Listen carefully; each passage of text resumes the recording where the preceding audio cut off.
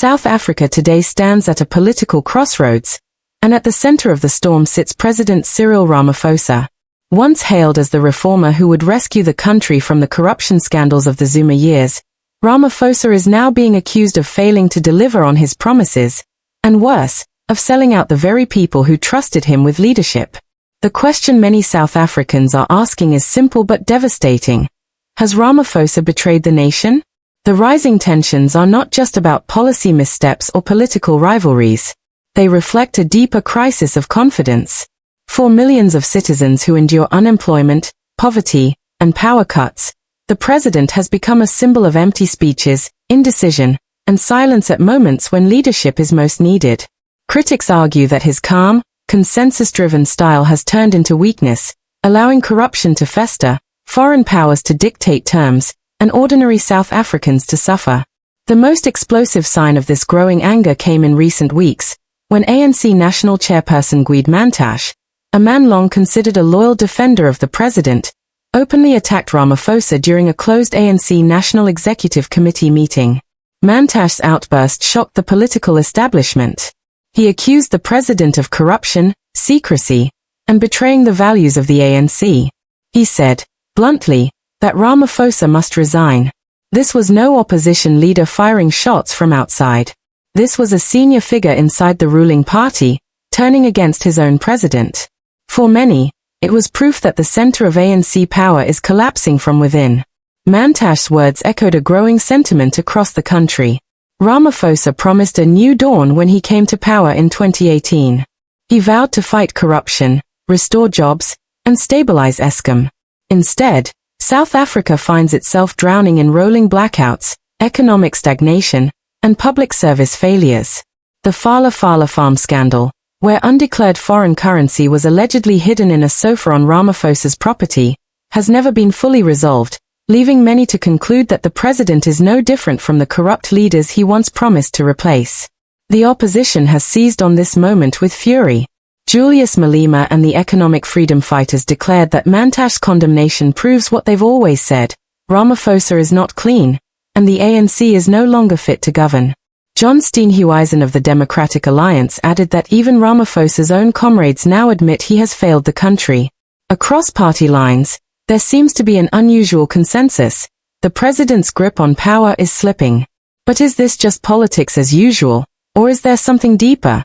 A real betrayal of South Africa's future? One of the most damaging charges against Ramaphosa is that he has bent too easily to foreign interests. South Africa's relations with Russia, China, the United States, and even Iran have become points of controversy. Critics accuse the president of playing a dangerous balancing game, trying to please everyone but standing firmly for no one. This leaves South Africa vulnerable to sanctions, trade disputes, and international isolation. At the same time, ordinary citizens feel abandoned. Service delivery protests have spread across townships and rural areas. Communities without electricity or clean water watch as politicians argue in parliament, while their basic needs go unmet. The anger exploded publicly when Patriotic Alliance leader Gayton McKenzie clashed with Ramaphosa in parliament, calling him a coward and accusing him of betraying the poor. The confrontation descended into chaos, forcing the speaker to shut down the sitting, a rare and shameful moment in democratic history. For many, that meltdown symbolized the collapse of political leadership. Analysts warn that South Africa is entering a dangerous era. Coalition politics are fragile, the ANC is split, and the economy is bleeding jobs. Public trust in institutions is eroding at alarming speed. Civil society groups are warning that unless leaders rediscover integrity and accountability, democracy itself could be at risk. As one analyst put it, when elephants fight, it is the grass, the ordinary citizens, that suffer. The perception of Ramaphosa as a sellout stems not only from corruption scandals, but also from his style of governance. He is often accused of speaking softly while crises rage, avoiding decisive action until problems spiral out of control.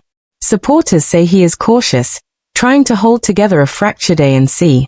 But opponents see weakness, a president too afraid to lead, too compromised by his own scandals to act boldly. This sense of betrayal is compounded by the suffering of the youth. South Africa's unemployment crisis is devastating, With millions of young people locked out of the economy, many no longer believe the ANC can deliver. Instead, they turn to new political movements that promise radical change.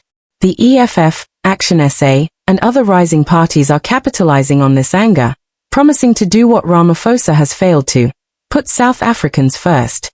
The stakes could not be higher. With elections looming in 2026, the ANC faces its toughest battle since 1994. Falling popularity, corruption scandals, and internal divisions threaten to push the once dominant liberation movement below 50% support. If that happens, South Africa could face unstable coalitions, radical political experiments, and an even more uncertain economic future. So, is Ramaphosa selling out South Africa? To his critics, the answer is yes. They say he has betrayed the promise of renewal, failed to act against corruption, and left the nation at the mercy of elites and foreign interests. To his supporters, the president is still a reformer trapped in a hostile political environment, doing his best to balance competing pressures. But even they admit that time is running out, and the patience of ordinary South Africans is wearing dangerously thin. What is clear is that this moment will define Ramaphosa's legacy. He can no longer rely on soft words and political maneuvering. The people demand action, transparency, and accountability. If he fails to deliver, history will remember him not as the man who saved South Africa, but as the president who sold it out. As the dust settles, one question remains.